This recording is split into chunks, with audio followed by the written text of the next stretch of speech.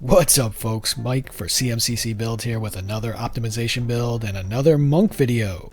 What? The Ninja Assassin. Yes, I am a ninja. An optimized Shadow Monk build. This build was originally featured in the Monk DPR analysis video here, inspired by Ludic Savant's version linked below, and this happens to be possibly my favorite monk build in 5e. The DPR isn't as high as the Gun Monk and it doesn't have the support, healing, and debuffing capabilities of the Mercy Monk, but it sits sort of in between those two. It can deal out very strong damage while also buffing allies via sneak mechanics and debuffing enemies through obscurement techniques. Like the Samurai build before it, this monk has built-in advantage mechanics and the ability to make up to 6 attacks on your turn and 7 for the round, all with triple advantage.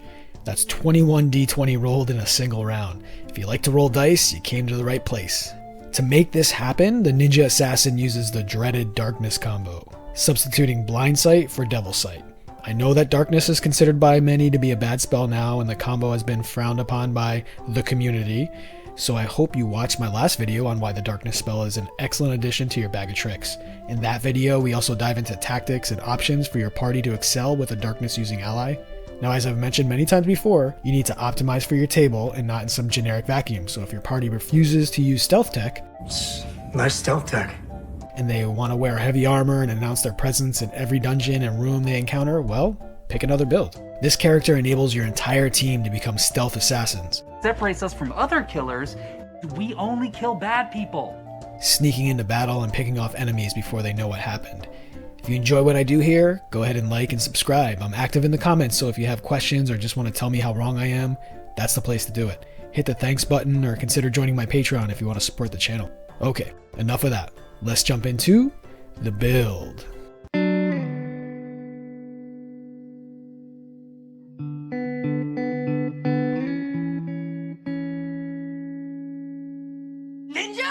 For the racial pick, we're looking for 3 primary attributes: buffs to 3 stats, access to the Elven Accuracy feat, and either access to the Darkness spell or a way to exploit that darkness.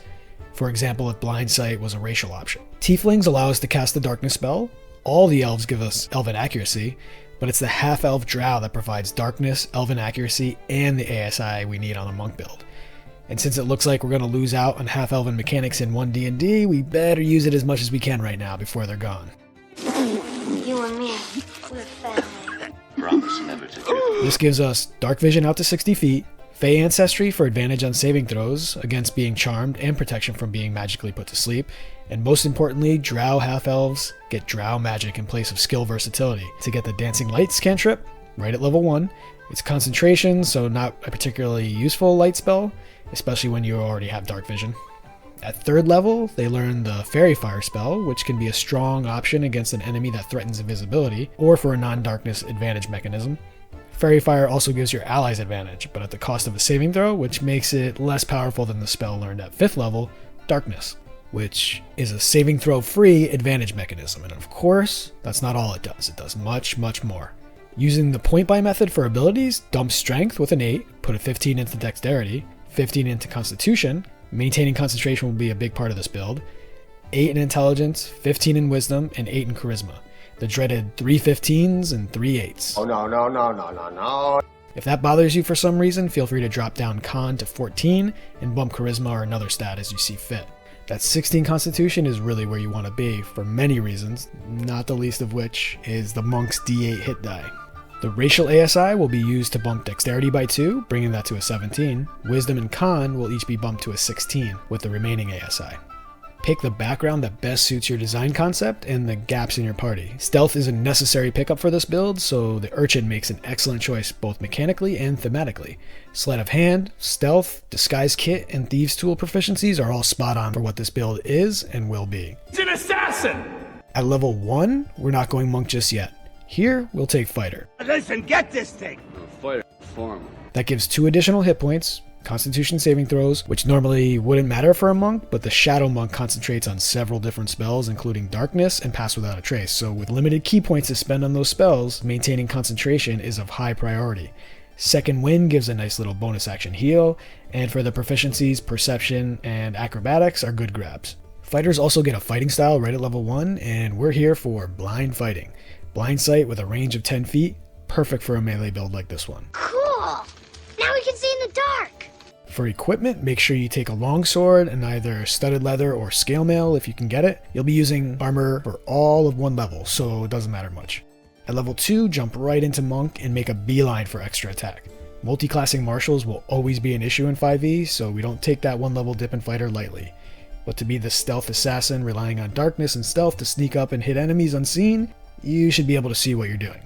Monk 1 gives unarmored defense, so if you picked up medium armor with disadvantage on stealth checks, you can go ahead and drop that so you can be sneaky again. If you went with studded leather, unless it's magical for some reason, go ahead and drop that too. The +3 from unarmored defense brings AC from 15 to 16 in the latter scenario. Dex and Wisdom will continue to rise throughout this build, which means AC will do the same. The goal here is to be naked and have the same AC as the full plate wearing shield bearers. And the Monk can do that. Eventually. Monks also get the martial arts feature at level 1, so put away that longsword too. Making a D4 unarmed attack along with a bonus action unarmed D4 attack outpaces a single D10 attack from the longsword by just under 1.5 points. You'll be doing this for just one level because thankfully monks at level 2 now get dedicated weapon, which allows us to use that longsword once again, this time as a monk weapon. Now you can use the longsword to make a single attack during your attack action, triggering your martial arts feature to give a bonus action unarmed strike for an additional D4 attack. At this level, monks also get an additional 10 feet of movement through unarmored movement, along with key in the trifecta of features Flurry of Blows, Patient Defense, and Step of the Wind. At character level 4, Monk 3, they get a monastic tradition, and here we're going with Shadow Monk.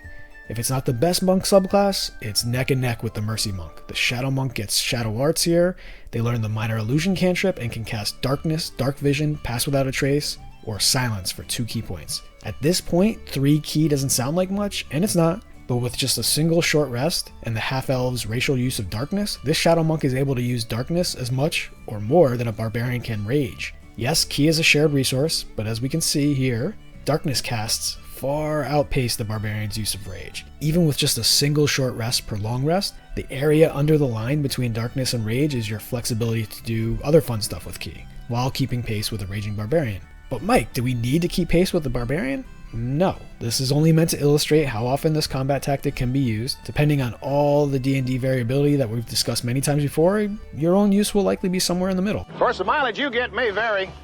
Deflect missiles let you parry or even catch and throw back the ranged projectile. Ki-fueled attack allows monks to take a bonus action attack with their monk weapon if they spent ki during their main action. A couple points on this feature, I've seen some people say that this is only useful on the Gunk build because they can combo it with focused aim to get additional hits and an extra musket attack, and although Gunks do make fantastic use of these features, so can something like the Shadow Monk. If the Shadow Monk wants to cast Darkness on turn 1 or recast it mid-combat because they lost or gave up concentration on the spell, without ki-fueled attack, that's pretty much their turn. No martial arts bonus action attack, no Flurry of Blows. Because Darkness costs 2 ki to cast, ki-fueled attack kicks in, and the Shadow Monk gets to make a bonus action attack, unarmed or with a monk weapon. That single D10 plus 3 isn't a huge deal, but with a build like this that very rarely misses, it's a decent DPR bump instead of an entire round devoted to setup. Just note that to ensure that bonus action attack, don't cast or recast Darkness using your racial use of the spell. That doesn't cost ki, so it doesn't trigger ki-fueled attack. Second, and I've seen this in actual gameplay, some people think that ki-fueled attack means that you can spend a ki to get a bonus action monk attack, i.e. attack, then spend a ki to trigger this ability and get another monk attack as a bonus action. It doesn't work that way. The ability reads if you spend a ki point as part of your action, not you may spend a ki point. Once you get 5 levels of monk, if you really want that bonus action monk attack, you can attack with your action, and even if you hit, you can spend a ki with focused aim to bump your attack roll by 2. You already landed the attack, so it does nothing for the attack, but it will trigger ki-fueled attack to get you the 3rd attack. This will almost always be a poor use of ki, but the option is there if you really want it. At Monk 4, character level 5, monks get quickened healing. You have second wind. If you need some in-combat healing, use that one. Use quickened only if you're desperate. Slow fall is a fun ability to reduce that falling damage, and of course the ASI feat at this level. Here, we're going to take Elven Accuracy and bump Dexterity to 18. The 18 is great, boosting attack, damage, initiative, dex saves, and armor class, but more importantly, Elven Accuracy gives us the 3rd die when we have advantage. And the Darkness Blindsight combo means you'll have advantage a lot. What does that 3rd die mean? Well, if you have this standard, 65% chance to hit an enemy. Adding 2 additional dice brings your chance to hit all the way up to 96%. That's a 48% increase to your chance to hit. No, it's not a 31% increase. Tell me why in the comments. The increase compared to advantage alone is 9%, so not massive. Without Elven accuracy, this build misses more than once every 10 attacks. And remember, you will have a lot of attacks from extra attack, flurry of blows, reaction attack, etc. That means you might miss every 2 or 3 rounds. Elven accuracy means that you'll miss once every 25 attacks, which means you'll often go through entire combats attacking multiple times every turn and never miss an attack. Pretty good! A secondary advantage to nearly always hitting with your attacks, besides the DPR bump, is that the Monk's most powerful feature, Stunning Strike, which comes online at Monk 5, requires a landed strike before an attempt. By hitting 96% of the time against the average enemy AC at this level, you've effectively removed the first hurdle to landing that Stunning Strike. That greatly increases your opportunities to attempt the Stunning Strike, which, if taken, exponentially improves the chances that a single Stunning Strike will land. More on this feature when we get it. At level 6, we finally get extra attack. Level 5 was a tough one. Everyone else was getting extra attack and 3rd level spells at that level. Do what you can to contribute. Elven accuracy and strategic uses of darkness help a lot there. At this level, we also get the iconic Stunning Strike. If you're unsure about the math for Stunning Strike, check out my other videos on the topic.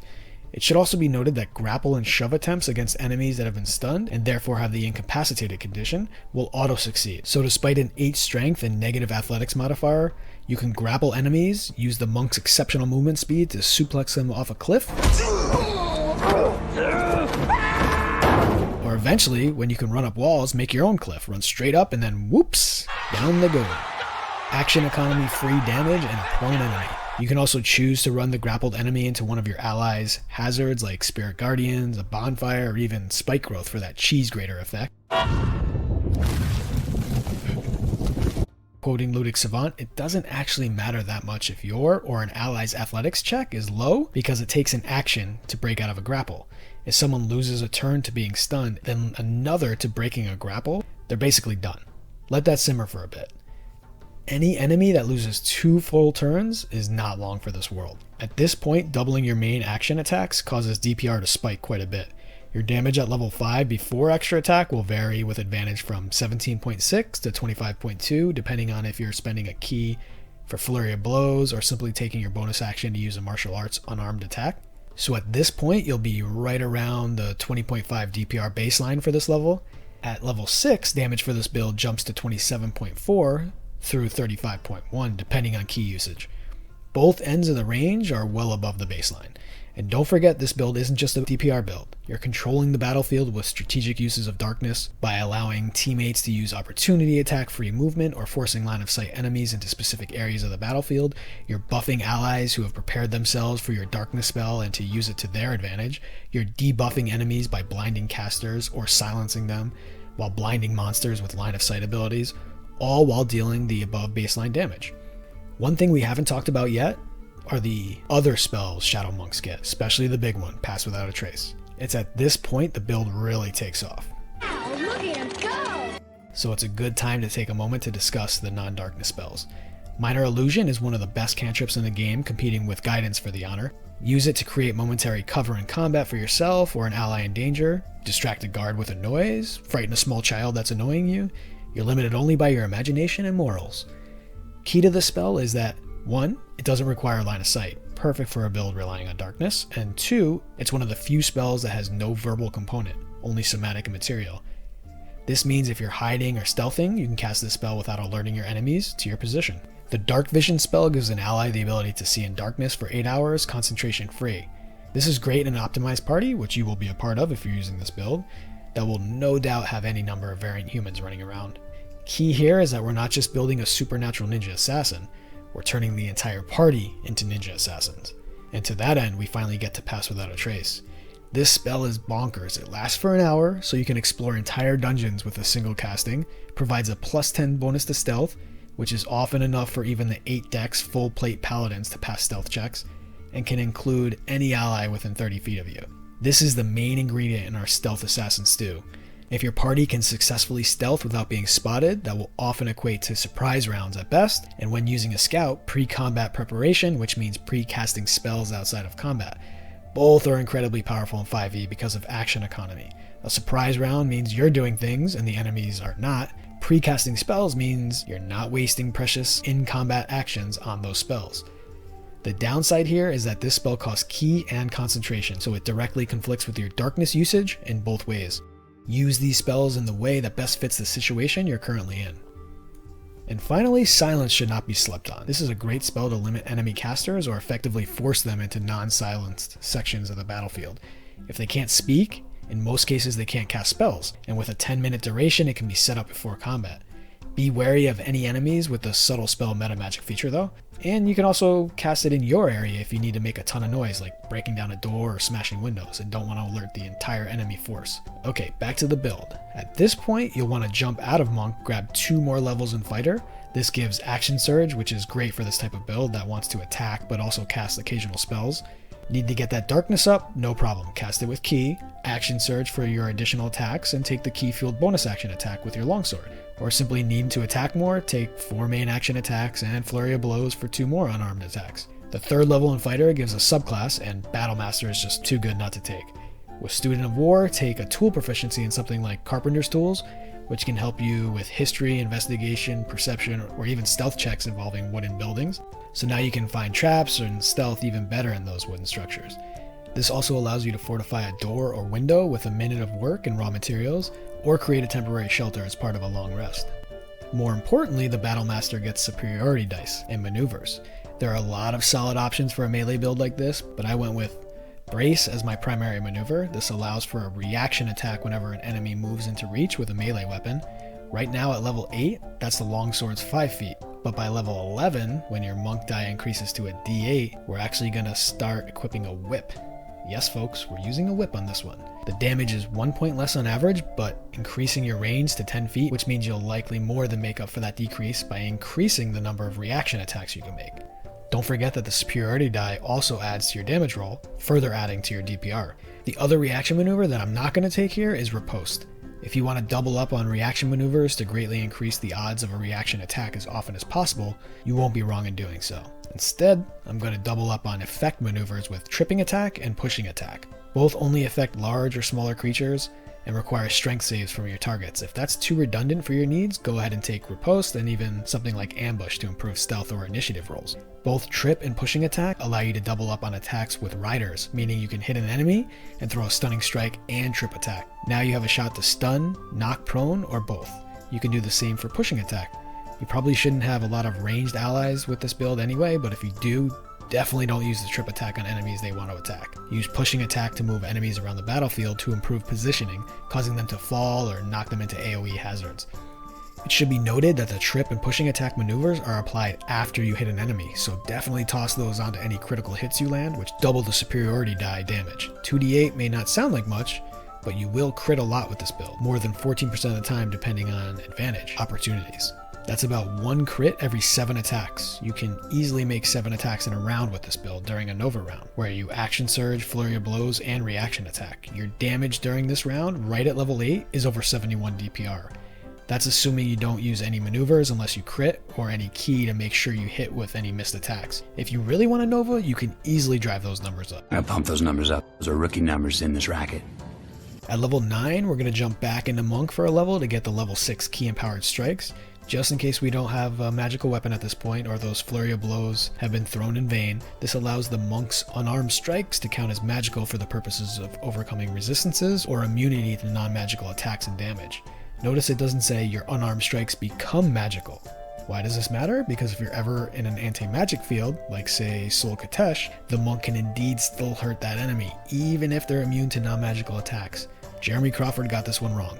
Unarmored movement bumps to 15 at this level, and Shadow Monks get Shadow Step, which allows them to teleport while in dim light or darkness to another area of dim light or darkness within 60 feet that they can see.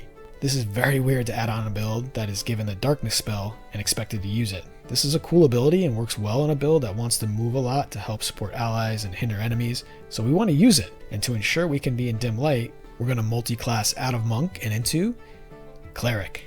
We're going to take 2 levels in Twilight Cleric, of course, a single dip into Peace Cleric for up to 6 uses of Emboldening Bond in tier 4, may be the stronger option here, but that doesn't help our Shadow Step problem, and I don't love the thematic connections between the two subclasses. Twilight Cleric makes much more sense for a magical stealth murderer than a peace cleric.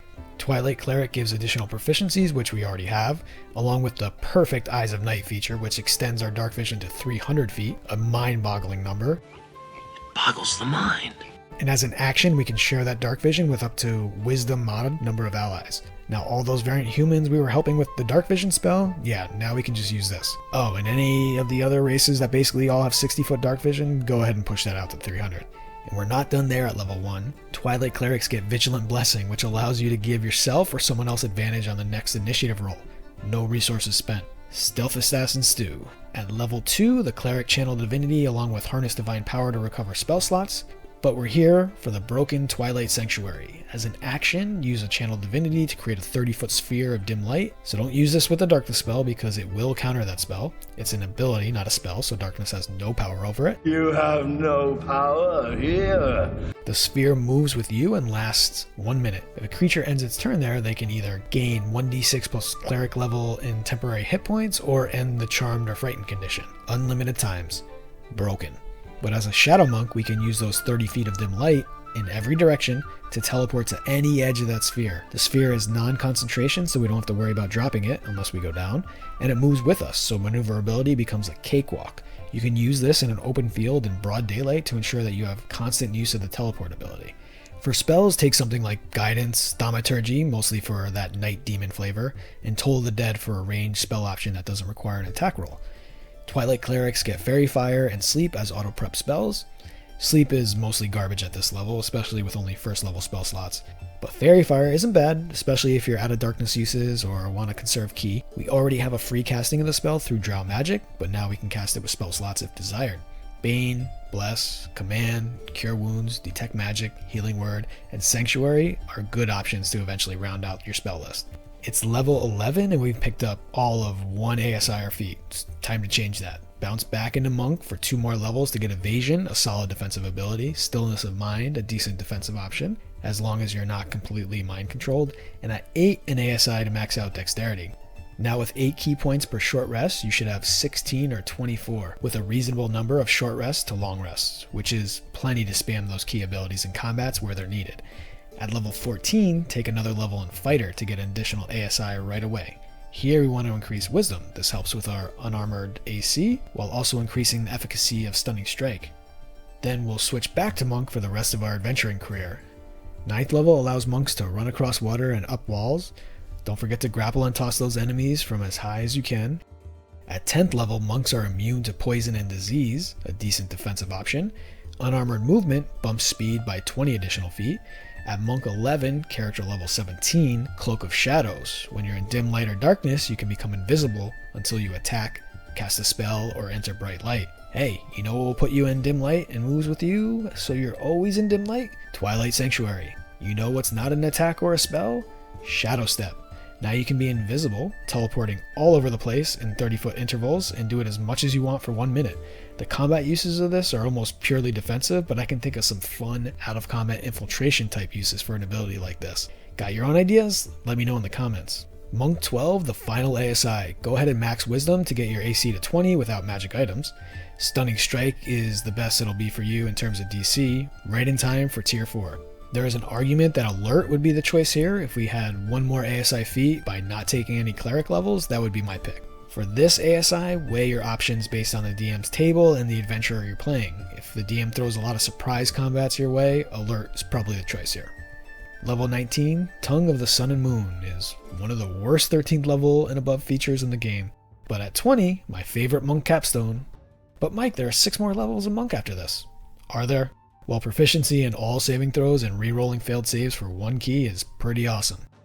Movement also bumps to 25 additional feet at this level. Not bad. 55 feet of movement, 42 key points with 2 short rests, along with 3 uses of your Twilight Sanctuary and 12 uses of your superiority dice. You can dish out big Nova damage along with very consistent damage round after round beyond that.